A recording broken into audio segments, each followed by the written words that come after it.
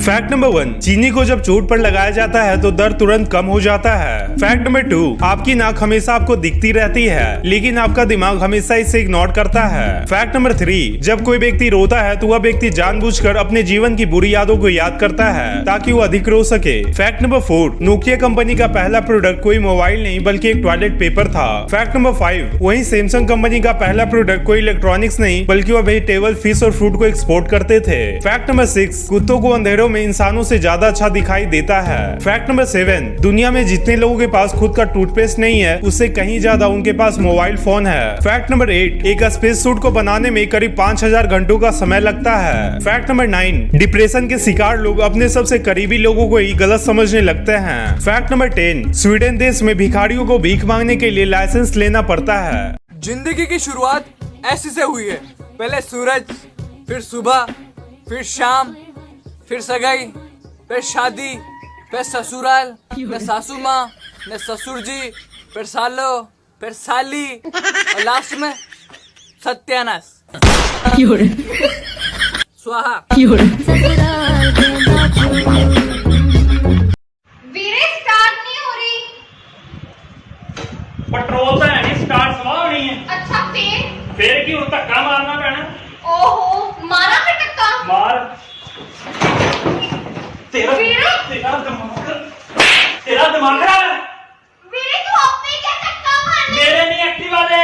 अच्छा मारा। No, no, no, no.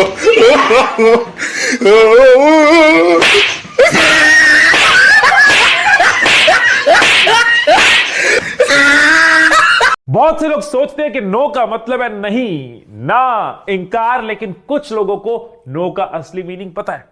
Sachin Tendulkar को एमआरएफ पेस एकेडमी ने रिजेक्ट कर दिया था, नो कह दिया था क्रिकेट के लिए, लेकिन उनको नो का मीनिंग पता था। स्टीवन स्पीलबर्ग ने जब यूनिवर्सिटी ऑफ सदर्न कैलिफोर्निया में अप्लाई किया 3 बार, तीनों बार उनको मिली नो, लेकिन उनको नो का मीनिंग पता था। जेके रॉलिंग जब अपना हैरी पॉटर लेके पब्लिशर्स के पास गई तो 12 पब्लिशर्स ने उनको नो बोला, पर उनको नो का मीनिंग पता था कि नो का मतलब इंकार नहीं, नहीं नहीं, मना नहीं, नो का मतलब है नेक्स्ट अपॉर्चुनिटी। कमरे में 5 दोस्त रहते थे। एक का नाम था पागल, दूसरे का नाम था बेवकूफ, तीसरे का नाम था दिमाग, चौथे का नाम था कोई नहीं, पांचवे का नाम था किसी। एक दिन कोई नहीं ने किसी को मार दिया। उस वक्त बेवकूफ बाथरूम में नहा रहा था और दिमाग घूमने के लिए गया था।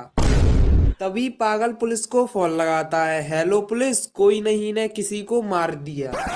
तभी पुलिस वाला बोला, पागल है क्या? तो पागल बोला, हाँ मैं पागल हूँ सर। तो पुलिस वाला बोला, अरे बेवकूफ है क्या? तभी पागल बोला, अरे सर बेवकूफ तो बाथरूम में नहा रहा है। तो पुलिस वाला बोला, अरे तेरे पास दिमाग नहीं है क्या? तभी पागल बोला, अरे सर वो तो घूमने के लिए गया है। तो पुलिस वाला बेहोश। एक लड़की की नई नई शादी हुई, बहू का मन उदास न हो इसलिए घर वालों ने सोचा उसका खास ख्याल रखेंगे। सुबह सुबह ही ससुर बोले, आज से तुम मेरी बहू नहीं बेटी हो। शाम को सास भी बोली, आज से तुम मेरी बहू नहीं बेटी हो। फिर ननंद बोली, आज से आप मेरी बड़ी बहन हो। शाम को जब पति लौटा तो बहू बोली, माँ जी भैया आ गए।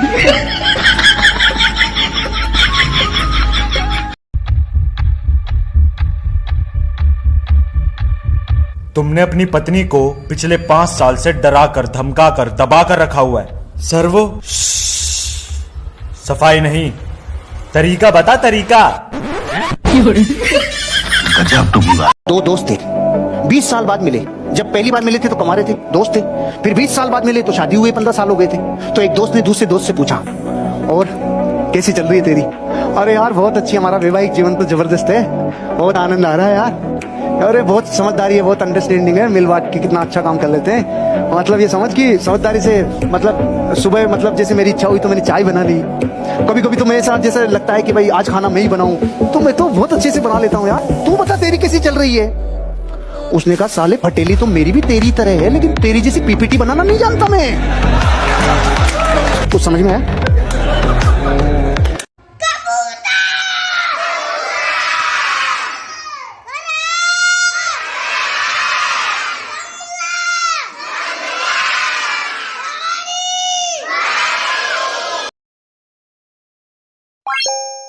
Bye.